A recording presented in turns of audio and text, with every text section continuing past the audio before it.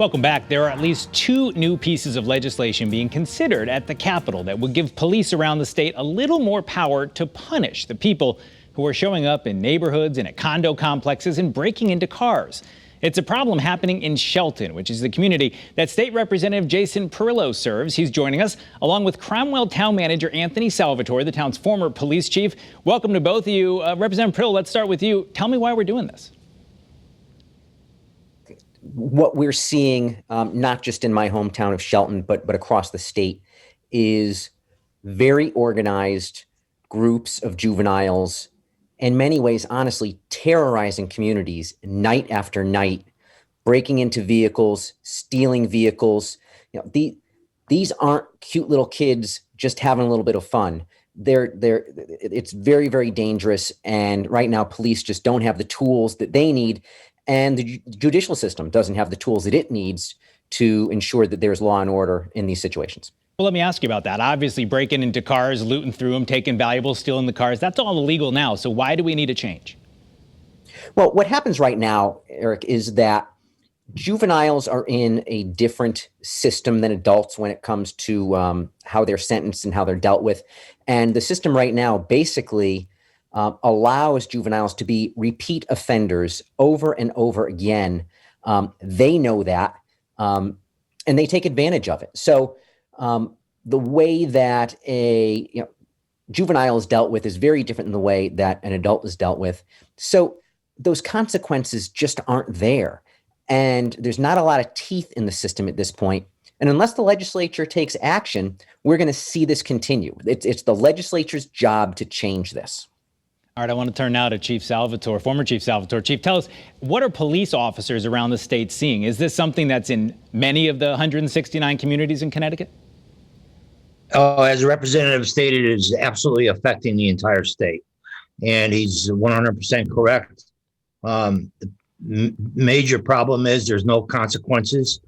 Even when our officers are finally arresting these individuals, there's no deterrent. And they just go right back out and commit these crimes again.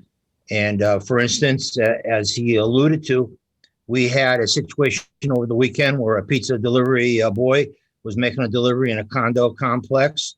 A group of youths followed him into the complex in a stolen car. As soon as he got out of his car, he left it running, went up to the door to deliver the pizza.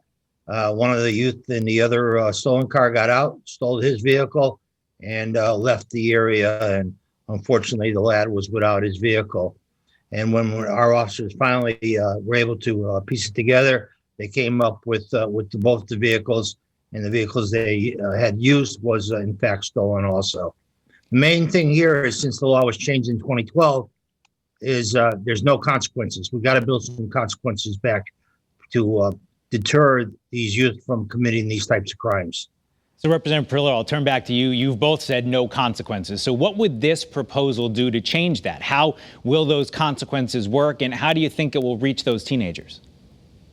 Sure. And what it will do is, especially for repeat offenders, it will elevate these crimes from juvenile court into the adult docket. And that in and of itself changes the entire dynamic of the consequences and really puts some teeth into the law and starts to become a deterrent. And as I mentioned before, and I think it's important to remember this, these are not kids just having a good time. They know the system, they know exactly what they're doing, and they know how to get around it. So they are utilizing those changes in the law that Chief referenced from 2012. They're utilizing them to their advantage. And in fact, the so-called police accountability bill that was passed last summer doesn't help either, because it really makes it very, very difficult for law enforcement to do their job. It's really tough for police officers to do the work that they need to do. They can't do it in the first place because their resources are limited. Their ability to pursue is limited. And then at the same time, the next night, that same kid is back on the street doing the exact same thing.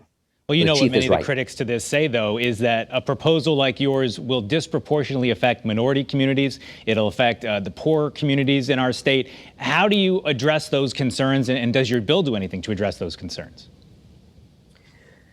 The legislation will impact criminals. at the end of the day. These are individuals who are breaking into vehicles, they're stealing vehicles. That's who it impacts. So I think at some point we need to say whose rights are more important.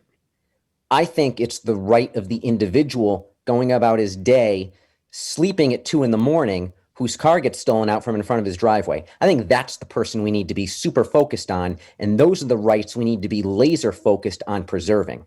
That's what this bill does. Now, Chief Salvatore, a lot of police departments have made this a big focus. I know West Hartford on social media, on Twitter, on Facebook, they put up a message every night at 9 o'clock reminding people in their community to lock their cars. You may know I practice law during the week. I just had a client in last week who said his car was stolen out of his garage. And I said, where were the keys? And he shook his head and he said, yeah, they were in the cup holder. So is there also a message for just the citizens out there that you also have some steps you have to take? Well, and again, everything the representative said, I 100% agree with, but let's get something straight. And I had a legislator tell me, part of the problem is that the victim leaves the keys in the car, or the victim leaves some type of valuable item in their vehicle.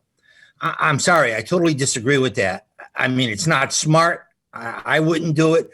But at the end of the day, nobody has a right to go onto your property, steal your motor vehicle, or steal your motor vehicle out of your garage, or go through your car and steal items out of it. That's against the law. And just because I choose to leave an item in my car doesn't give you a right to take it. And these are the things that have to be, we got to send the right message to these kids that there will be consequences. And I'm not saying incarceration right away. And again, I haven't had a chance to review the bills as they're being proposed, but I could certainly support something that has counseling in the beginning, community service, and then eventually lead up to some form possibly of incarceration down the road. But it has to be a series of consequences in order to change the attitudes here. All right, Chief Salvatore, Representative Pirillo, we appreciate you both being with us, obviously early in the process here, so we'll be following this and see how it all plays out. Thank you both. Up next, in our Sunday Spotlight, the Hole in the Wall Gang Camp. The camp that's all about kindness is getting some back following that devastating fire there just over a week ago. We're talking with the CEO and one of the kid campers. That's coming up right after this break.